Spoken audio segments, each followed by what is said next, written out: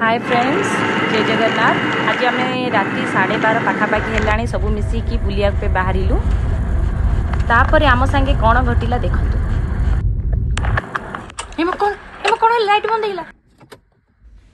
Recharge कौन बंद ହେଇଥିଲା जाओ ऑन होला। हे भगवान कौन बंद ହେଇଥିଲା। एम देखो की रास्ता रे एटा चल चली जाउछ देखलो। अरे हाँ मो एटा कि मते राति रे जाउछ। एमरा भूत नाही तो ना हां एटा भूतर। ए सुन पार्टी चुपचाप करे रहो की पार्टी करियो ना। चलो मो जल्दी पळे भाई जाकर मते डर लागला। चलो जल्दी जिबा। हां हां हां इड पळया चलो चलो चलो बाहर।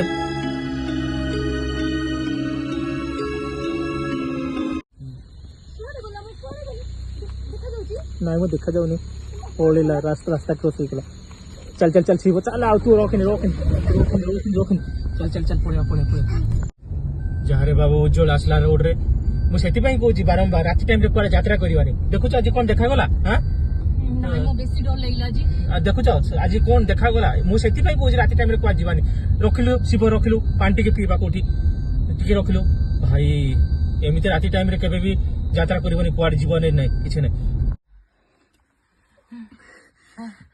लाइफ रे फर्स्ट टाइम भूत देखिली मु।